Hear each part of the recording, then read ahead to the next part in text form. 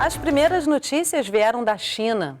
Nas redes sociais e organizações de apoio, os números denunciavam uma pandemia. A quantidade de mulheres chinesas que buscaram socorro durante a quarentena aumentou em 300%. Uma pandemia de violência doméstica.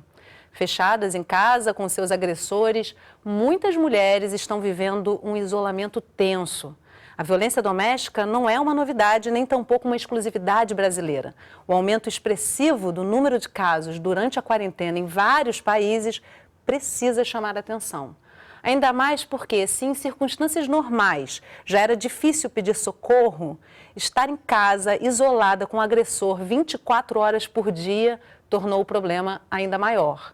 E essa pandemia silenciosa também se ampliou muito no Brasil. Como pedir ajuda se aquele que agride está sempre por perto? Que números retratam essa realidade se muitos casos nem chegam às autoridades e grupos de apoio? O que cada um de nós pode fazer para identificar e ajudar uma vítima? São perguntas que a gente quer muito responder no Sala de Convidados de hoje.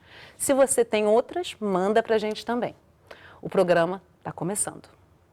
Ao invés de eu ter que ir até ele para chorar no ombro dele, ele poderia ir até o meu caixão e ficar chorando pela possibilidade de realmente acontecer uma coisa pior comigo. A gente tem que ficar atento às nossas vizinhas, mães, irmãs. A gente está vivendo a pandemia da violência doméstica e familiar contra as mulheres dentro da pandemia do novo coronavírus. Não necessariamente é a própria vítima que tem que ligar. Às vezes uma vizinha pode ligar. Tranca, amiga, tranca, já tranca, não perde tempo. Tranca tudo. Conversando comigo hoje pela internet sobre violência doméstica na quarentena, Carolina Ferracini, gerente de projetos e líder da área de enfrentamento à violência contra as mulheres na ONU Mulheres Brasil, Maria Silvia, presidente da ONG Guelé 10, Vera Marques, pesquisadora do CLAVES, Departamento de Estudos sobre Violência e Saúde da Fiocruz. E com um assunto tão delicado, a sua participação é muito importante. Eu recebo as suas perguntas e comentários aqui ao longo do programa e compartilho com as nossas convidadas. Manda pelo WhatsApp 021 99701 8122, pelas redes sociais do Canal Saúde ou pelo 0800 701 8122. A ligação é gratuita. Sempre que a gente produz uma reportagem sobre a violência contra a mulher, é difícil encontrar quem queira denunciar as agressões. Um tabu, um constrangimento, uma exposição dolorida do relacionamento.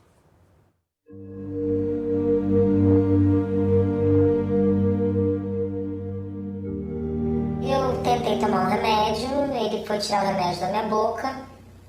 Isso acabou me machucando, me sufocando. Quando eu consegui que ele parasse de me sufocar com a mão dele dentro da minha boca, ele começou a apertar meu pescoço. Segundo o Instituto Maria da Penha, no Brasil, a cada 2 segundos uma mulher é vítima de violência física ou verbal. Só em 2018, 1.600.000 mulheres foram espancadas ou sofreram tentativa de estrangulamento. 37% das brasileiras passaram por algum tipo de assédio. Entre os casos de violência, 42% ocorreram no ambiente doméstico. Após sofrer uma violência, mais da metade das mulheres não denunciaram o agressor ou procuraram ajuda, de acordo com dados do Fórum Brasileiro de Segurança Pública. As mulheres que são vítimas da violência doméstica estão submetidas a um ciclo difícil de ser rompido. O agressor deixa a vítima em um constante estado de medo, agressões verbais, ciúmes e ameaças. Em seguida, começam as agressões físicas e, neste momento, a vítima percebe que está sofrendo o abuso. Mas quando a mulher tenta romper o ciclo, o agressor entra na fase chamada lua de mel. Faz juras de amor e promete: tudo vai melhorar.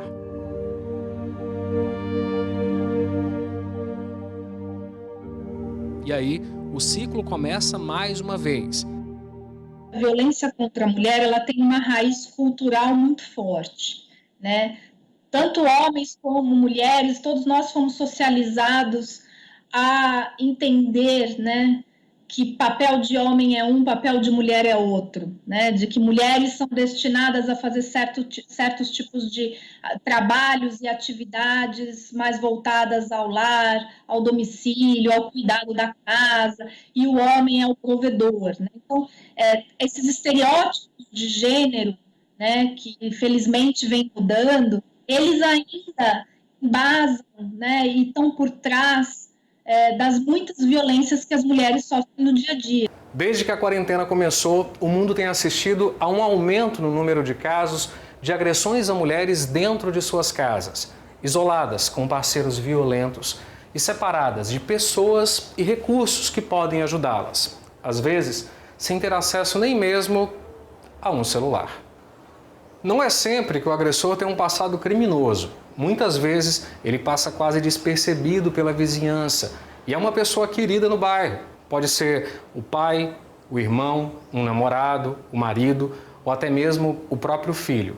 A violência contra a mulher é um problema antigo, uma pandemia silenciosa que ficou ainda pior com o isolamento social. A gente está vivendo uma pandemia dentro de uma pandemia, ou seja, a gente está vivendo a pandemia da violência doméstica e familiar contra as mulheres dentro da pandemia do novo coronavírus. Segundo dados do Tribunal de Justiça do Rio de Janeiro, houve um aumento no estado de mais de 50% no número de denúncias de violência contra mulheres desde que o isolamento começou. A maioria das mulheres está sem condições de fazer uma denúncia presencial, numa delegacia, por exemplo. Mas outros canais têm registrado o aumento da violência doméstica no país. E se a gente for olhar para as chamadas de 190, que é o número de notícia das polícias militares, e o Ligue 180, né, do governo federal, do Ministério da Família, Mulher e Direitos Humanos, esses números cresceram durante a pandemia, né, aumentaram. Esses canais de denúncia e de chamado de emergência, o número de pedidos aumentou durante a pandemia. E, consequentemente, os números de feminicídio nesse período também aumentaram. Uma pesquisa feita pelo Fórum Brasileiro de Segurança Pública apontou que companheiros ou ex-companheiros são responsáveis por quase 90% dos casos de feminicídio. Em mais de 60% dos casos, as vítimas eram negras. A média é de uma mulher morta a cada 8 horas. Com o isolamento social, a situação ficou ainda mais preocupante. Quando comparamos março e abril de 2020 com o mesmo período do ano passado, houve um aumento nos casos de feminicídio de 22%. E essa estatística negativa pode ser ainda maior. Os estados vêm trabalhando para que as polícias possam adquirir um olhar de gênero na investigação. Porque quando a gente fala em registro de feminicídio, a gente está falando de um inquérito policial que está começando, né, e que já está identificando que aquela mulher foi assassinada por ser mulher, né, que é o que fala a lei do feminicídio. Mas há homicídios de mulheres em que essa conclusão ela só é possível ao final do inquérito. Carolina, Vera, Maria, muito obrigada pela participação de vocês aqui com a gente hoje, com um assunto sempre urgente e parece que mais do que nunca, né? Carolina, em abril, a ONU Mulheres trouxe esse dado, mostrou inclusive que na China chega a 300% o aumento do número de mulheres pedindo socorro por conta da violência doméstica. Que fatores contribuem? Só para quem não vivencia essa situação poder entender, que fatores contribuem para essa alteração, para essa ampliação da violência doméstica, não só no Brasil, mas em vários países, como a ONU Mulheres levantou? Então, a visibilidade da violência doméstica durante essa pandemia tem sido muito discutida, né? É importante, primeiro, a gente falar que a violência doméstica é uma pandemia antes dessa pandemia. Sim. Ela sempre foi, ela é gravíssima. E nesse momento, a gente olhar para se falar disso, talvez um ponto de entrada para a gente trabalhar a prevenção de uma maneira mais estruturada, daqui para o futuro, para aquele novo normal que a gente imagina, né? Então, os fatores principais que fazem a gente trabalhar e saber e ouvir falar mais desse assunto são ligados ao fato de que as pessoas estão confinadas, elas passam muito tempo dentro das próprias casas, as mulheres não têm para onde ir se acontece uma agressão, existe um estresse maior nas famílias por conta das dificuldades econômicas também que a pandemia traz. Então, uma série de fatores que agravam aqueles fatores de risco que já são parte da pandemia, que é a violência doméstica, a violência de gênero, mesmo antes do Covid-19. Com certeza uma pandemia bem antiga, né, que acompanha a história da humanidade, só que atualmente a gente fala com muito mais espaços, né, para poder falar disso, né, Vera? Vera, o feminicídio é um ponto culminante de todo um ciclo de violência, como a gente mostrou ali na reportagem. Aí eu te pergunto o seguinte, dentro disso que a Carolina trouxe para a gente, né, de que já é uma pandemia, esse resultado, esse ciclo, ele se perpetua ou ele pode ser rompido de alguma forma? Como é que vocês observam no Claves essa continuidade desse ciclo? Bom, primeiramente, bom dia a todas, todos. O ciclo, ele pode ser, obviamente, rompido, né? O que a gente tem visto nesse contexto de distanciamento social, isolamento social, é que a fase 2 do ciclo, que é o de maior agressão, né? O vídeo inicial comentou, o ciclo começa com uma fase 1, com algumas agressões, né? Xingamentos, muito da ordem do psicológico, depois ele vai avançando em práticas mais agressivas, mais violentas, muitas vezes combinando na agressão física, né? E depois, então, no momento que a mulher ela entende que ela precisa sair dessa situação de violência, que ela começa a buscar ajuda, o homem teme perder o controle sobre essa mulher. Ao temer perder o controle, e é o controle que a gente está falando, é de poder que a gente está falando, não é de amor por essa mulher, né? À medida que ele teme perder esse controle, ele então se arrepende, entre aspas, né? Pede perdão, tenta resgatar aquela relação, né? E aí é o que se chama de fase de lua de mel. Aparentemente tudo se resolveu e ficou no passado, é só aparentemente, né? Num contexto como o nosso de isolamento social, essa fase 2, ela tende a se estender por muito mais tempo e se acirrar nesse nível de violência, né? Porque, de fato, as possibilidades de escape estão reduzidas. Né? Como sair de casa no meio de uma quarentena, né? Como se mudar, por exemplo, né? E outra, né? Felizmente, temos investido na internet, na tecnologia, em redes sociais, nesse enfrentamento, mas sabemos que muitos homens confiscam o celular das suas mulheres, deixam elas completamente isoladas, né? E essa sensação de idade, pela dificuldade de acesso dessa mulher à busca por ajuda, ele assiste toda essas violências, essas agressões. Então, essa segunda etapa se resolve com muito mais dificuldade, com muito mais sofrimento, né? Mas é possível.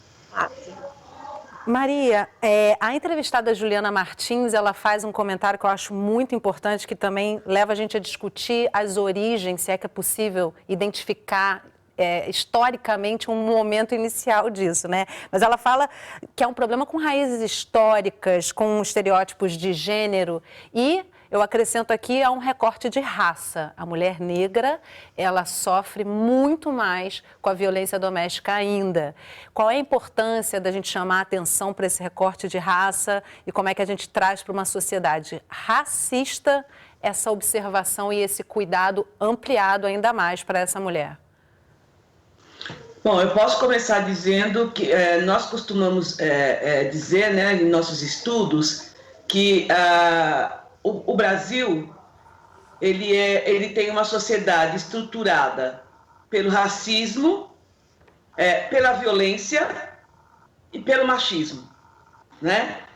O DNA da formação do Estado brasileiro, ele é violento, né? E a violência contra a mulher é uma situação democrática, assim como o vírus do Covid-19 é democrático. Mas existem parcelas da população que têm melhor possibilidade de se defender desta violência. E aí é que entra o racismo. Essa pandemia, por exemplo, escancarou as desigualdades e as iniquidades pelas quais passam uma parcela muito significativa da nossa população, não é?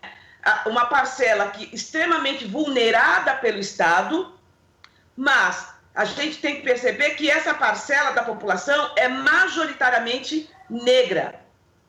E as mulheres negras e meninas negras estão na base dessa pirâmide da sociedade e têm muito mais dificuldade por conta dessas desigualdades, por conta dessas iniquidades, de acesso à justiça. E quando eu falo acesso à justiça, eu estou falando acesso à justiça de uma forma ampla, não é? Que é aquele acesso à cidadania que para essa população é extremamente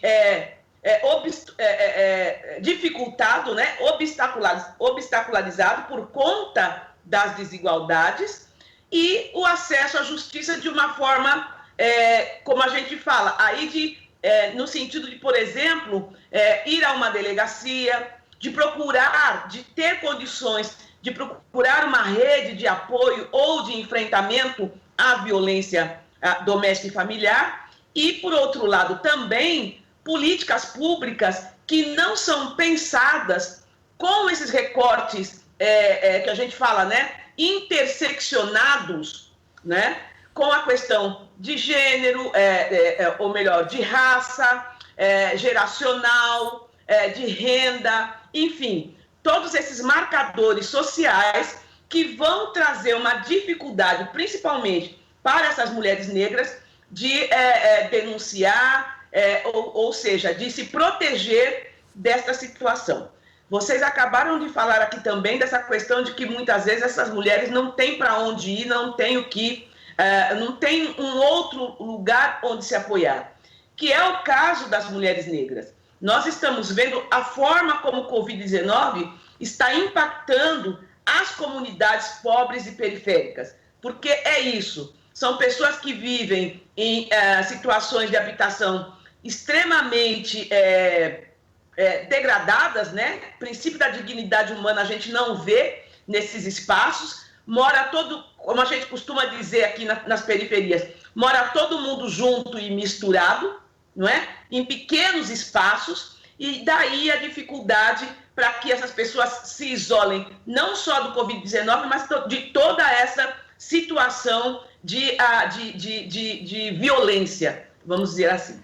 Eu até aproveito, eu acho que é isso. Eu até aproveito a sua fala, Maria, para fazer uma indicação para quem está em casa e para vocês também. Não sei se vocês já viram a revista Hades da Fiocruz desse mês, está muito interessante. Ela traz realmente uma abordagem ampla sobre como a mulher está sendo, a vida das mulheres em especial estão sendo impactadas pela pandemia, e também uma parte especial da matéria falando sobre a violência doméstica. Eu tenho uma participação aqui da Matos Flor Graça, que ela perguntou para vocês pelo Facebook. Ninguém merece apanhar, mas por que elas ficam? E eu até emendo aqui também uma complementação. Existem momentos de afeto, esse momento da lua de mel, não é uma relação simples de observar para essa mulher que está vivenciando, né? Ela vê uma complexidade ali, altos e baixos, e se alimenta também daquilo. Eu começo com você, Carolina. Vamos fazer uma rodada aí de observações sobre esse comentário da Flor, para a gente poder entender como é que por que elas não saem, né? Que motivos principalmente levam essas mulheres a permanecer nessas relações abusivas? Bem, as minhas companheiras também vão comentar. Eu acredito que, inicialmente, é importante a gente olhar para isso. É uma relação, né? E podem existir uma série de razões, não uma, não duas, e cada mulher, na sua individualidade, na sua diversidade, vai ter as próprias. O ponto principal disso é não entender por que elas ficam, mas como apoiar mesmo aquelas que ficam. E como não julgar e ser sempre uma presença de força e de estrutura, como amigo, parente, vizinho, conhecido, enfim. O nosso papel não é entender como elas ficam e por que elas ficam, o nosso papel é apoiá-las no tempo delas. Eu acho que o exemplo do vídeo que apareceu no início é exatamente esse, né? Ela pergunta, você precisa de ajuda? E é o tempo da outra, é o tempo da mulher que está dentro daquele contexto de violência que é respeitado. Não é uma decisão externa e unilateral, existe a preocupação com isso. Então, as razões podem ser muitas, principalmente as pessoas estão em casamentos, estão em relacionamentos, têm filhos, têm dificuldades econômicas, tem uma série infinita que eu vou passar para as minhas companheiras para elas comentarem. Porém, eu acho que o ponto principal é a gente falar de verdade, vamos parar de julgar, parar de usar os nossos tempos e vamos olhar para cada ciclo de violência como único e para cada mulher como dona do próprio destino. Tá. Até porque esse é um outro motivo de sofrimento também, esse julgamento social, né, Maria? Queria trazer o comentário para você. Sim, e a própria reportagem, a interlocutora diz que nós temos motivos e razões culturais, não é? Para que essas relações estejam nesse padrão, né? Primeiro uma violência, um empurrão, um puxão de cabelo, depois no outro dia um pedido de desculpa, algumas flores, e aí a gente vem para o ciclo, né, como está falando aí, de lua de mel, e no dia seguinte uma outra violência. Esse padrão cultural que ainda persiste na sociedade brasileira, e eu vou falar de sociedade brasileira, mas eu acho que é um padrão mundial, as mulheres são responsáveis por um casamento bem-sucedido, não é? A gente ainda tem esse padrão de estar casando com o príncipe encantado, com aquele que vai cuidar de nós, né? Nós ainda temos esse padrão de convívio na sociedade, né? Nós ainda temos mulheres que são criadas para casar e ter filhos e cuidar da família, né? Eu sempre digo que a gente não pode ter como régua do mundo o nosso próprio umbigo, não é? Eu acho que nós que estamos aqui hoje conversando nesse programa somos mulheres independentes, que estudamos, que cuidamos de nossas vidas e que não temos uma dependência emocional, econômica, enfim, de um homem, ainda que que tenhamos um companheiro. Nós vivemos uma situação diferenciada de muitas outras mulheres que vivem nesse padrão que a sociedade impõe, não é? Ser casada, ter filhos, nem sempre são dependentes economicamente, muito ao contrário, tem muitas que não o são. Nós temos casos, e muito recentemente nós tivemos notícias de uma juíza de direito que foi assassinada pelo companheiro, um delegado, não é? E que ficou todo mundo surpreso quando soube que aquela relação era uma relação abusiva. Né? Muitas vezes, então, inclusive, o fato da mulher ter uma renda também é motivo para violência, né? Tipo, ainda mais ganhando mais do que o companheiro, isso é comum, né? Então, como disse a Carolina, cada relação é uma relação.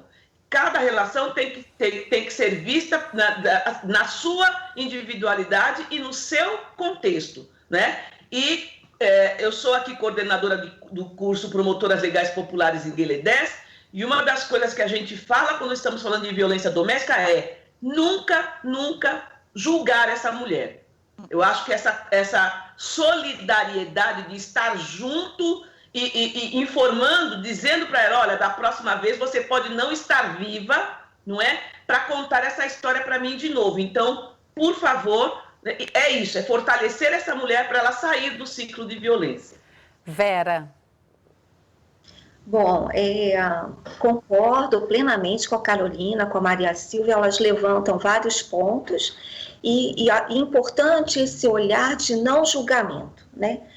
Bom, do ponto de vista acadêmico, as pesquisas, elas sinalizam alguns motivos, né? Dentre vários, né? Como elas colocaram bem.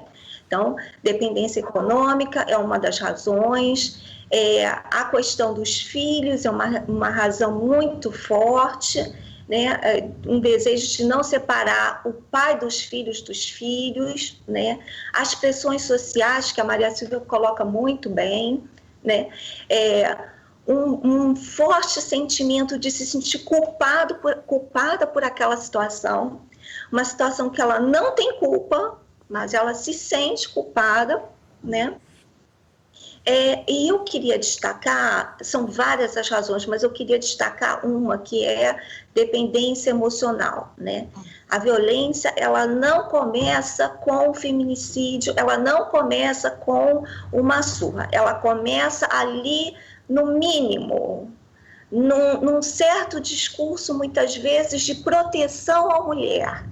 Eu preciso te proteger, querida. É assim, é muito sutil como ela começa a desenvolver. E isso vai, ao longo do tempo, minando essa mulher. Esse homem vai convencendo essa mulher sutilmente, ao longo do tempo, de que ela não é capaz de ter o seu próprio protagonismo, né? Ele vai minando essa autoconfiança, essa autoestima, até que a mulher, ela acaba se convencendo disso. Por isso que ninguém sai do ciclo de violência sozinho, é necessária a rede. É a rede que vai ajudar nessa saída, dada a fragilidade econômica, pelas pressões sociais e pela autoestima minada ao longo do tempo. A gente tem um minutinho, vou passar para vocês, a gente tem um minutinho para concluir esse bloco. Maria e Carolina. Carolina, começo por você. Não, só para complementar também o que a Vera está falando, dentro desse processo, o momento que a mulher reconhece que está num ciclo de violência não é logo que ela entra no ciclo de violência, né? Então, culturalmente, os homens e até as mulheres estão socializados a resolver conflitos com violência. Isso faz parte da nossa cultura como Brasil, como pessoa, como povo. E então, às vezes, a gente simplesmente não reconhece uma violência se ela não é escancarada, se ela não é explícita. Se ela vem em fala, né? Muitas vezes a agressão é verbal, né? E vai minando aquela autoestima com o tempo, né? E algumas violências são naturalizadas. Então, as mulheres, às vezes, estão no ciclo de violência e não reconhecem, porque naturalizam a violência. Até porque é uma pandemia, é pandêmico mesmo. Só para a gente fechar esse bloco, Maria. É só para complementar o que Vera Marx falou, porque esta atitude do agressor ou do autor de violência, como depende, né, do contexto que nós estamos falando, né, acontece... esse minar a autoestima da mulher, né? Essa coisa de não, eu estou te protegendo. Eu costumo dizer que essa mulher que sofre violência, ela estava em isolamento muito antes de começar a pandemia. A mulher que vive uma situação, uma relação abusiva, ela já está em isolamento, porque esse agressor, ele tem esses caminhos de afastá-la dos amigos, afastá-la dos parentes. Alguns, eu não quero que você vá para a escola, por exemplo, porque eu quero que você fique comigo, que você seja minha, enfim. E essa coisa, né, da proteção, não, eu te amo, é o amor que eu sinto por você e por isso eu não quero que você esteja com outras pessoas, eu quero que você fique comigo. E isso já é um isolamento. Isso, né? Já é uma violência, né, também. É uma violência, é um isolamento e que o isolamento com a pandemia só exacerbou. Eu acho que é isso. Olha só, no próximo bloco você vai ver como identificar um relacionamento abusivo e romper com o ciclo da violência. Não sai daí, a gente volta já.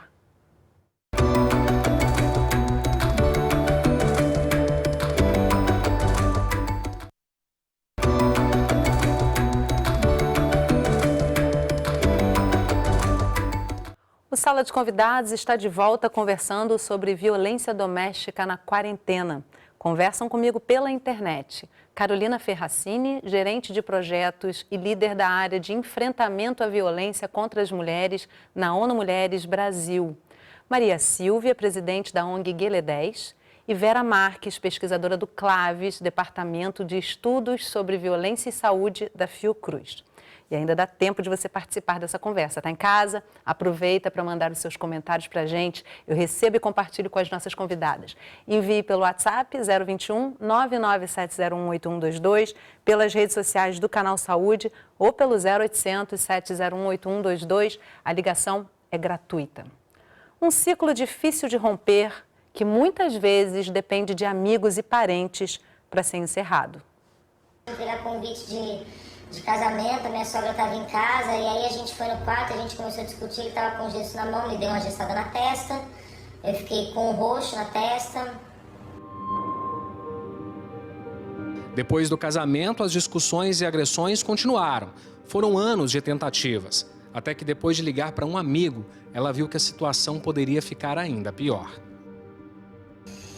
E aí ele falou pra mim que se eu não criasse coragem, não fosse pra delegacia dar uma queixa, a próxima vez que isso acontecesse, que ele ia estar lá pra me receber se eu precisasse chorar no ombro dele, mas que o que podia acontecer, ao invés de eu ter que ir até ele pra chorar no ombro dele, ele poderia ir até o meu caixão e ficar chorando pela possibilidade de realmente acontecer uma coisa pior comigo. Criar coragem e ir até a delegacia não foi fácil. Mas com o apoio de amigos, familiares e psicólogos, nossa entrevistada entendeu que vivia uma relação abusiva e que ser agredida em nenhuma situação é normal. Essa história aconteceu antes da pandemia chegar no Brasil. Hoje, muitas mulheres enfrentam o isolamento social em casa, com o agressor 24 horas por dia. A pergunta é, se antes já era difícil, e agora? Como fazer para romper esse ciclo de violência? Um exemplo é o aplicativo Juntas, um projeto do Guelé 10, Instituto da Mulher Negra. O aplicativo pode ser baixado gratuitamente e conecta mulheres a uma rede de proteção que poderá ser acionada em situações de perigo. A startup Mete a Colher também utiliza a tecnologia como aliada no combate à violência contra as mulheres. As mensagens chegam através das redes sociais. O atendimento e apoio e redes, né, de suporte às mulheres virtuais, elas contribuem de uma forma porque são silenciosas, ou seja, a mulher está ali digitando, ela não precisa estar falando, e às vezes ela pode apagar aquela mensagem logo após. A mulher que entra em contato também recebe informações sobre uma rede de serviços voltadas ao enfrentamento da violência contra mulheres. A gente orienta ela a ir até centros de referências de atendimento à mulher, que contam com advogadas, assistentes sociais e psicólogas especializadas nisso. A gente fala de como ela deve fazer uma denúncia, a gente tira dúvidas em relação a ameaças que elas sofrem. Por exemplo, se você me separar, eu vou ficar com a guarda das crianças. Então, acaba que a gente consegue tirar muito essas dúvidas, né, das mulheres, e a gente orienta ela a alcançar esses locais. E se nunca estivemos tão distantes, também nunca estivemos tão próximos virtualmente. A gente passou a conhecer mais a casa das pessoas nas redes sociais e nas reuniões de trabalho, em muitos casos, feitas pela internet. Nossa, Carlinha, que é isso? Esse make todo é só para nossa reunião matinal? Não, é que eu tava cansada de fazer call de pijama e aí eu resolvi dar uma coisinha só. Em tempos de isolamento social, é necessário estar mais alerta. A orientação é, se você desconfia que alguém próximo está sofrendo violência, envie uma mensagem, pergunte, faça uma chamada de vídeo e denuncie. A gente tem que ficar atento às nossas vizinhas, às nossas mães, irmãs, amigas, né? Acho que a gente, quando a gente olha para os números e vê que o número de chamadas de emergência 190 cresceu nesse período, né? Não necessariamente é a própria vítima que tem que ligar. Às vezes uma vizinha pode ligar. E com um olhar mais aguçado, podemos enxergar um pedido de ajuda onde nem imaginamos. E uma mensagem pode mudar tudo.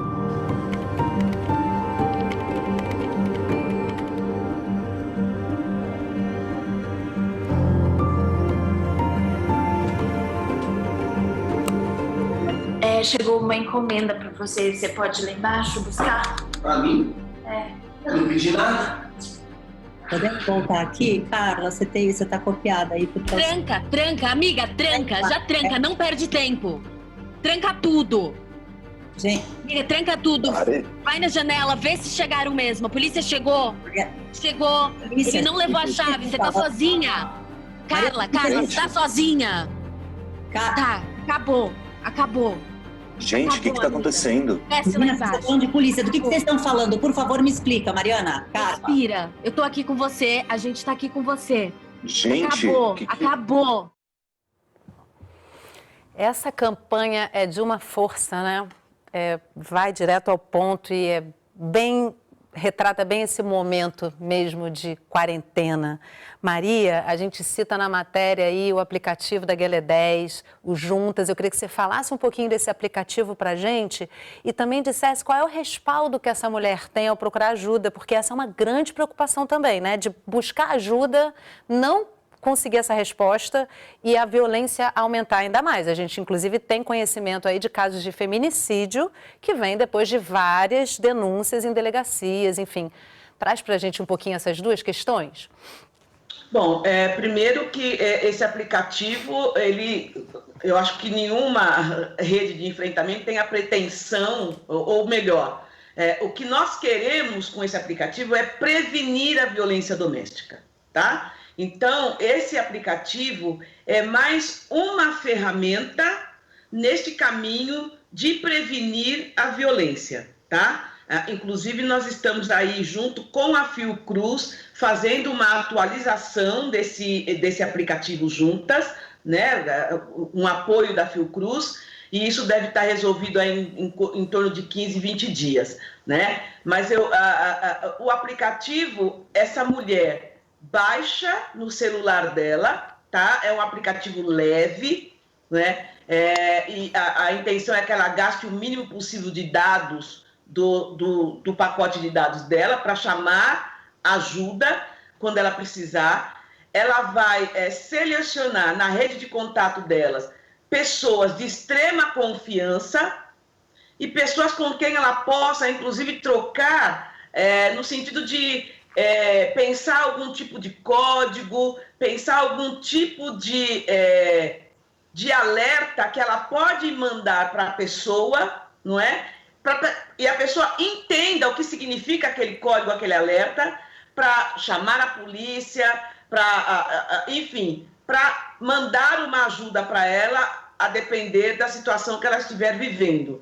Então, ela vai poder abrir um chat também e dizer, né, qual é o tipo de situação que ela está vivendo, né? E se for caso de agressão, por exemplo, uma agressão física, e ela tiver a possibilidade de pegar o celular, ela pode clicar 4 vezes, o liga e desliga do celular, e o celular vai mandar uma mensagem sonora para o celular da pessoa que estiver fazendo parte da rede de proteção dela, tá? Então, é uma tentativa de auxiliá-la caso ela esteja na iminência de sofrer alguma violência ou esteja sofrendo algum tipo de agressão. É uma ferramenta, né, Maria? É uma ferramenta, é mais, né? Uma ferramenta. É mais uma ferramenta. Porque eu acho que nenhuma ferramenta substitui o que já foi dito aqui, de que a gente esteja atenta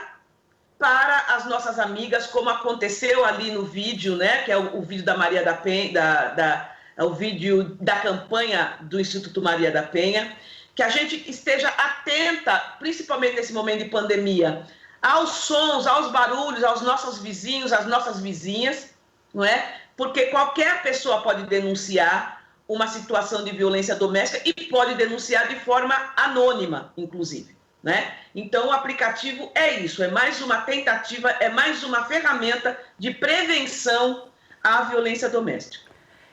Agora, eu vou trazer então para o comentário das três, assim, qual é realmente o respaldo que essa mulher tem na medida em que esse questionamento chega adiante. E aí com você, Carolina, eu acho que a gente podia trazer essa resposta, até fazendo um comparativo do Brasil com outros países. Assim, existe algum exemplo de país que a gente possa mirar como boas práticas nesse sentido, em que há ferramentas, há a atenção ao que está sendo denunciado e também a resolução do problema, a proteção efetiva dessa mulher?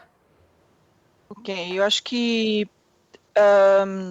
a rede de proteção, ela precisa estar ativa, funcionando e ser considerada, principalmente durante a pandemia, um serviço essencial. Aí, você imagina, não só num caso específico que a mulher pede o apoio pelo celular, pelo boletim de ocorrência eletrônico, qualquer que seja a medida. Imagina que essa mulher assume o risco de pegar um transporte público e bater num serviço essencial e não encontrar esse serviço essencial aberto. Isso é gravíssimo, né? E a gente tem no Brasil, desde 2015, um desinvestimento muito grave na rede de enfrentamento à violência contra as mulheres e as meninas. Então, é mais grave no momento da pandemia a gente não conseguir encaminhar essa mulher. Então, os serviços, eles têm que estar preparados, eles têm que estar abertos, eles têm que estar funcionando para as mulheres. Uma das portas de entrada muito importantes para as mulheres que sofrem violência são os serviços de saúde. Imagina, por exemplo, uma mulher que é estuprada, que ela vai precisar de profilaxia, de emergência. Se o serviço de saúde de referência ou de emergência está fechado ou está destinado à emergência do Covid, essa mulher está numa emergência, que não é a pandemia diretamente, mas ela precisa ser atendida. Então é gravíssimo que a gente não mantenha e não considere esses serviços como essenciais. Eles são, mais do que nunca. Outra coisa é que, quando a gente faz as campanhas, essas campanhas têm que estar respaldadas em segurança de que a mulher vai conseguir encontrar esses espaços, né? Então, encaminhamento, quando a gente se propõe a ser a instituição ou o grupo coletivo que encaminha, a gente tem que saber que aquele encaminhamento vai funcionar, né? Então, são cuidados que precisam ser tomados quando a gente começa a trabalhar com a prevenção e com o acolhimento dessas mulheres. Vera, quer comentar? Sim, acho que a Carolina e a Maria Silvia apontam questões importantes como a rede formal de enfrentamento à violência está funcionando, né? A rede, as políticas públicas, as instituições envolvidas, saúde, justiça, enfim, estar em funcionamento, né? A gente, essa semana, teve um projeto do Congresso aprovado, foi para sanção presidencial, que tenta fazer com que essa rede esteja acessível, né? 3 meses e meio se passaram, mulheres já foram agredidas, mortas. Embora o Congresso tenha sido ágil nessa resposta... Se demorar mais de 2 segundos já é muito, né, Vera? Porque uma mulher é agredida a cada 2 segundos, então demorou 2 segundos, já passou do tempo, né? Exato. Ele foi ágil frente ao histórico de tramitação, mas deixou a desejar, dada que é a vida que está em jogo, né? Mas... enfim, é louvável, é necessário que seja sancionado com urgência e incorporado no país, né, as medidas propostas. A gente vê estados, cidade do Rio, autorizando, também foi para a sanção do governador, o uso de quartos de hotel, motel, pousadas para abrigar essas mulheres. Então, essas ações... são importantíssimas, né? As ações da sociedade civil, da organização de mulheres, importantíssimas, com o uso de aplicativos, de campanhas, de apoio, de informação, importantíssimas. E tem a rede informal, né? Que é aquela da colega de trabalho, do vizinho, que precisa estar comprometida com essa situação, né? Acho que a pandemia estreita esses laços, né? Acentua essa nossa consciência de estar envolvido com o outro, né? A pandemia nos traz isso, né? Haja vista a quantidade de campanhas de solidariedade. Então, precisamos também estar preocupados, todos nós, com as mulheres, né? Estar atentos. Uma mulher não apanha dentro de casa sem que o vizinho do lado não esteja sabendo que isso está acontecendo. É muito difícil. Então, precisa haver um compromisso ético, moral, de ajudar essa mulher, mesmo que ele não queira nem se envolver, mas ligar para a polícia para que uma viatura venha, né? Ou acionar canais de denúncia. É importante, como eu disse no outro momento, né? Nenhuma mulher sai sozinha desse ciclo. Todas essas redes, todos esses instrumentos, essas ações são importantes para ajudar isso. E assim, queria só passar uma última informação, né? Algumas pesquisas mostram que mulheres que são vítimas de violência, elas têm até 20% maior, 20 vezes maior chance de ser assassinada por esse companheiro. Então, é um índice muito alto e a gente precisa trabalhar para que isso não se concretize e trabalhar lá no começo da relação abusiva, né? Com certeza. Deixa eu trazer aqui a participação. Fala, Carolina, desculpa, que eu tenho duas participações interessantes aqui. Eu acho importante, quando a Vera fala, ligue para a polícia, se você está ouvindo, se a pessoa está ouvindo a mulher está apanhando, a mulher está em risco de vida, é para a polícia, é o 190. O importante é fazer essa distinção, né? Qual é a diferença entre o do 180 para 190, Carolina? Exato. O 190 é o número que, se você percebe que existe uma emergência, você tem que ligar. Certo? O 180, ele pode ser um canal de denúncia, de informação, de conselho de como você pode ajudar aquela mulher, tem uma série de coisas muito importantes, de onde encaminhar aquela mulher, tem uma série de coisas que o 180 vai fazer, mas ele não vai mandar a polícia. Ele não vai. Então, assim, é muito importante que a gente lembre que nos casos de emergência a gente tem que ligar e tem que ligar para o 190, tá? Só queria deixar. Ótimo, muito ótima colocação. Deixa eu trazer aqui, tem dois comentários entre alguns aqui para trazer, da Natasha do Rio de Janeiro. Ela pergunta para a gente pelo WhatsApp: sabemos que a violência doméstica é um sintoma de desequilíbrio de pessoas e relações. Como o Estado pode ajudar a curar essas relações antes que cheguem nesse nível destrutivo? Seria papel do Estado a promoção da saúde mental? Deixa eu trazer com a Vera essa questão inicialmente, se vocês quiserem comentar também, Vera. Muito se associa no senso comum, me parece, a questão da violência com desequilíbrio mental, doença mental, um surto, mas a violência doméstica, a violência contra a mulher, ela é gestada e consolidada no âmbito da estrutura social. É a estrutura social que definiu o lugar da mulher sempre numa condição inferior ao homem, lugar de superioridade do homem, essa estrutura que definiu esses lugares e que impõe limites e promove benefícios, privilégios a uns e limites a outros, né? E isso vai se reproduzir, seja na diferença salarial entre homens e mulheres, seja no acesso a certas profissões, seja, nas pressões sobre o cuidado dos filhos, de diversas formas, na religião, na escola. E é desde pequenininho, né, Vera? É desde criancinha, né? Exato. Há um aprendizado aí, né, que todos nós passamos e que torna essa violência algo natural, né? Algumas pessoas vão, de fato, se empoderar dessa sensação, dessa percepção de superioridade, que é falsa, né? Todos os seres humanos são iguais, não tem superioridade de uns sobre outros, né?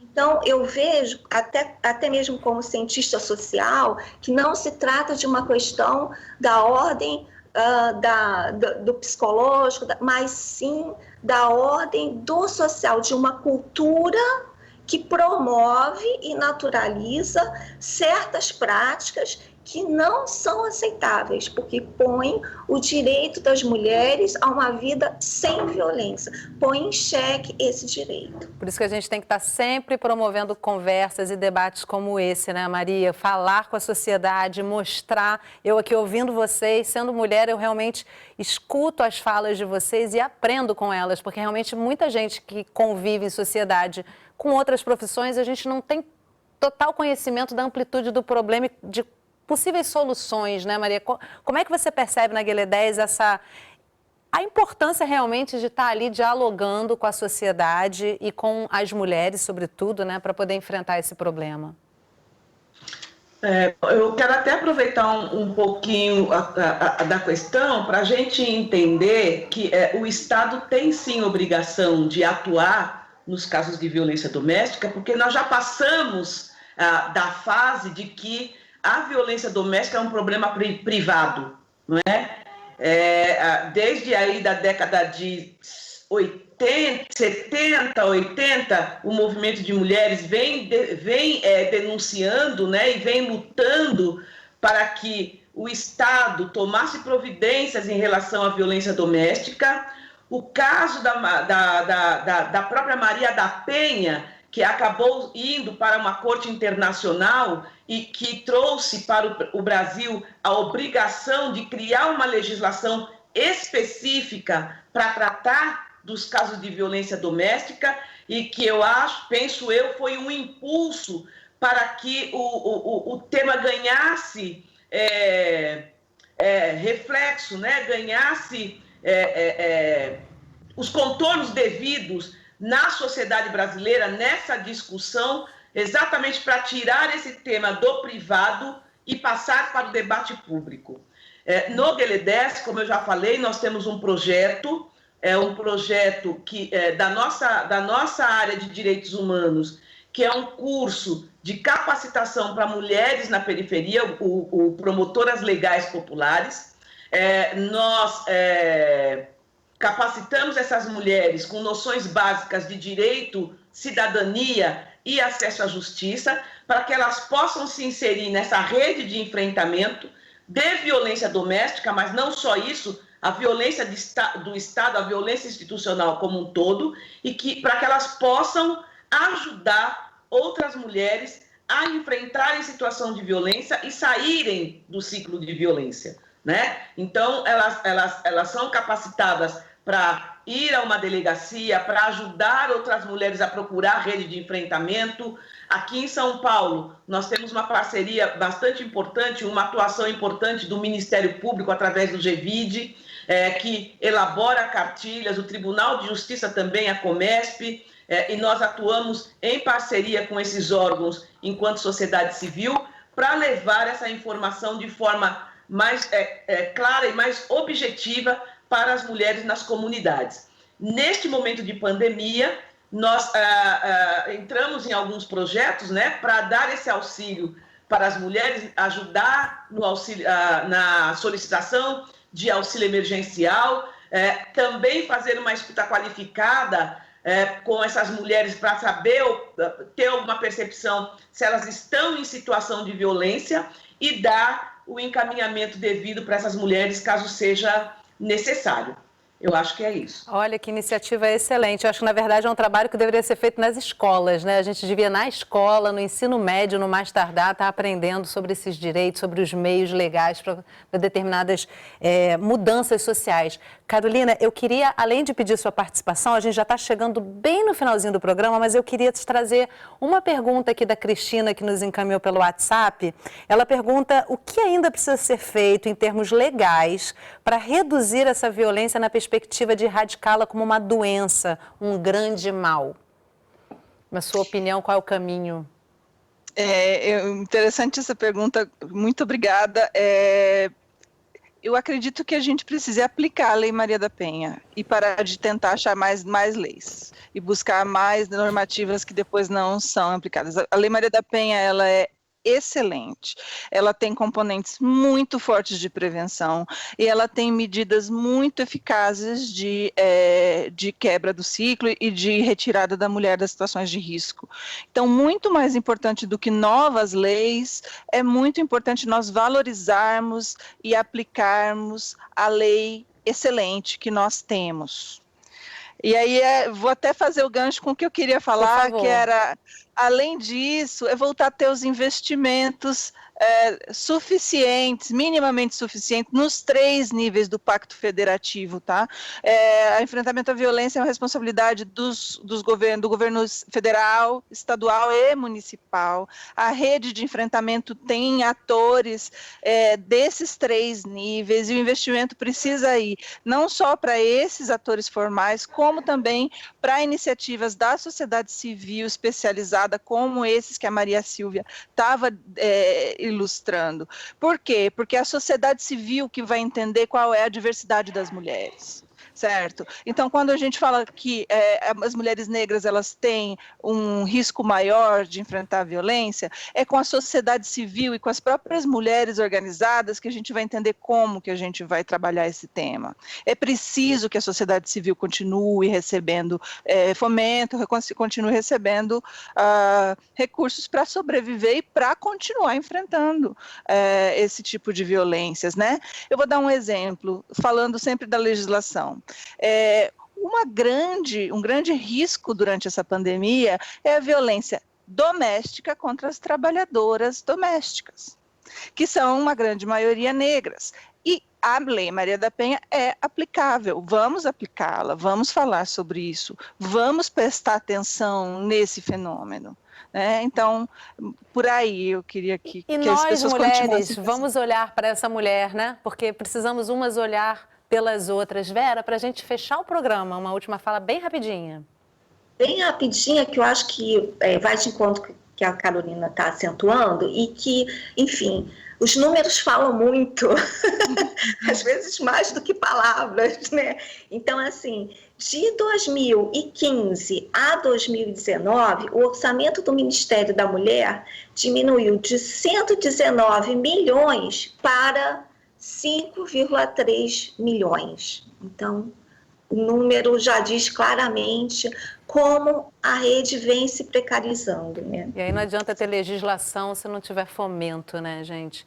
Bom, vamos torcer para que a gente possa se reunir daqui a algum tempo com notícias melhores sobre esse universo. Mas eu quero agradecer muito, muito mesmo a participação de cada uma de vocês e dizer que esse programa, para mim, foi um aprendizado. Eu acho que todas nós, mulheres e homens também, precisamos estar atentos a esse tema para poder aprender a lidar com ele da melhor forma possível. Muito obrigada, gente. Obrigada. Nós agradecemos. E obrigada a você que acompanhou a nossa conversa de hoje. E fica atenta. Constrangimentos, ofensas, atitudes possessivas, desqualificações, tudo isso é violência. E se acompanhando esse debate, você identificou uma situação de abuso ou violência contra uma mulher ou a si própria, denuncie pelos aplicativos ou pelo 180. O isolamento é pela sua saúde. Não aceite qualquer tipo de agressão. Você continua com a gente no canal Saúde. Tem Boletim Corona, tem Corona Fatos, o nosso podcast.